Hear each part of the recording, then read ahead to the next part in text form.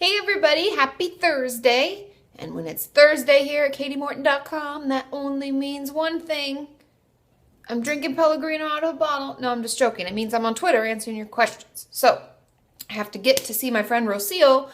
We're exchanging gifts. So I've got to do this quick. But I have 5 questions. So I'll try to be ultra super fast. Okay? And I hope you all are enjoying the holiday season and not getting too stressed out.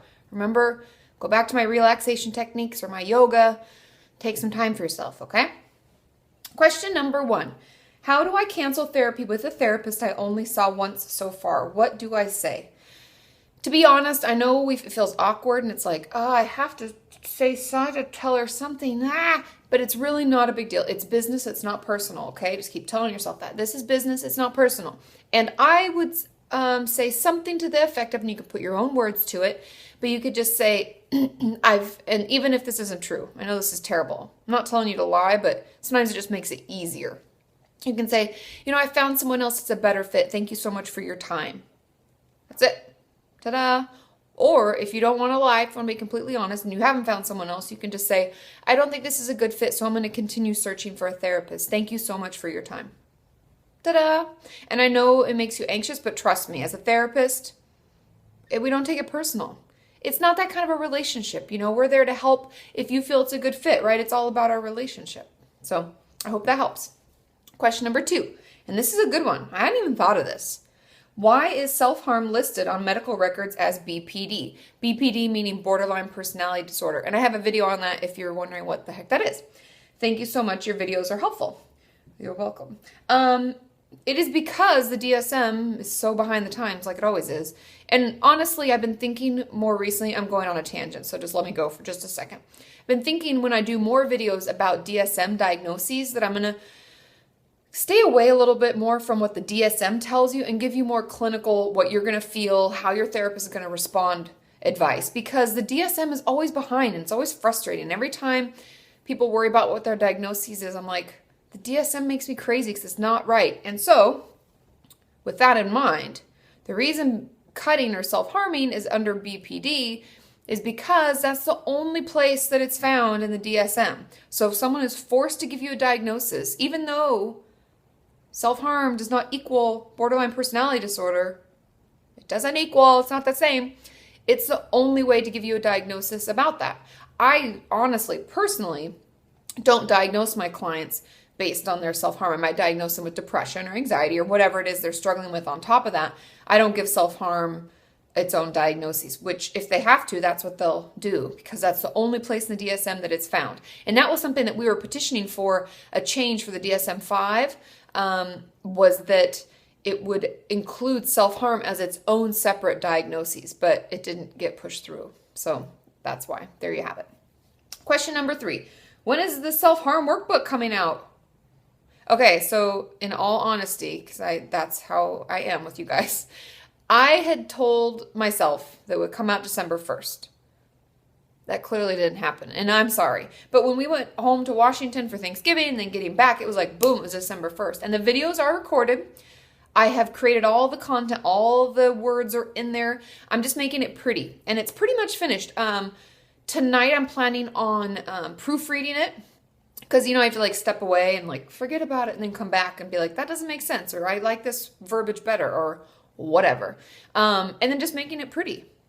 But it's all there. So it'll be very soon. I'm hoping to get it out in the next couple of days. So if you haven't hopped on my website and logged in and joined, you might want to do that so that when it comes out, boom, you can download it. And it's free, like my Eden Store one. Don't think I'm going to start charging you crazy amounts of money.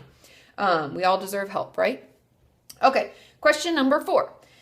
Is it normal to forget you exist / are present when hanging out with others or even when you're alone? Thanks so much for your help. I don't like the term normal because nothing's really normal. None of us are normal, right? We're all kind of different, which is what's wonderful. So it makes the world go round. That's why I love it so much. What sounds like is happening to you is something that we call dissociation. When you can't even stay present. You almost feel like you're watching yourself. You're not there. Check out my video on dissociation. If any of you are feeling this, you're just not present. You don't even feel like you exist. You're there with people. oftentimes it's dissociation. So check out my video on that. And also don't forget to subscribe to my channel because I have another video coming out on that topic pretty soon. I may have even already recorded it. So yeah, stay tuned. Question number 5. Hey, Katie, my question is, how do I explain to my parents that them not letting me go to therapy till March will make my grades worse? And I hear a lot of this, like, how do I explain to my parents, that I need therapy?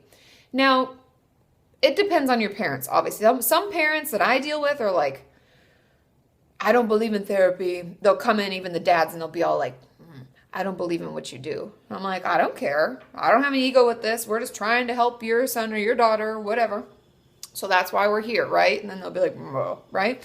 So if they're waiting, dragging their feet, and they don't want to get you a therapist, I would say something to the effect, that, hey, mom or dad or whoever you're closest to, I talk to the one that is easiest to talk to.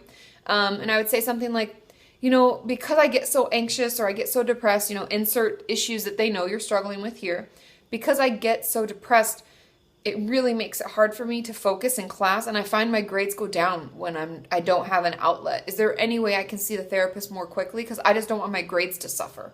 Focus it. If they're not into therapy, obviously, if they're making you wait till March, so I don't really respect therapy as much as I would hope they would, I would cater it towards grades. I would say, like, I can't get good grades, Mom, if I'm not seeing someone because I feel really overwhelmed and I feel scattered, or it's hard for me to focus, or it's hard for me to complete tasks, or in class I daydream, or I get tired, or whatever.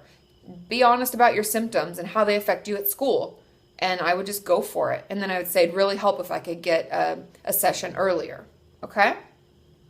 That's it. That's all my questions. Wow. Pew, pew. The journal topic today. And I thought of this because it's holiday time. People are going on vacation. And the vacations that we take during holiday time aren't always vacations because they're to visit family. So we have like things to do, people to see. So if we gave ourselves our own holiday, like the Katie Morton holiday, or the, Just May holiday, or the Punkimono holiday, what would it look like? What would you do? Think about it. Dream about it a little bit. Journal about it. Or let me know. Maybe draw a picture. Maybe make a mandala like we talked about last time. Whatever creative way you want to express what your holiday would look like. What would you do? Who would you be with? Who would you not be with? What would you listen to? What would you eat? What would you drink? What would you whatever? What would you wear? I'm all about like cozy clothes, and the softer and comfier the better. So I'd be wearing some like cashmere jumpsuit or something because that would be comfortable, right? And Uggs. Definitely Uggs. So anyway, let me know. Shoot me pictures of anything on Instagram, Katie Morton 1, and just tag me or put me in the comments because I look for that stuff. Or you can tweet it to me and I check there too. Okay? Have a wonderful evening. I'll see y'all tomorrow because guess what? It's finally Friday. And I'll be on Facebook. Okay, see you then. Bye.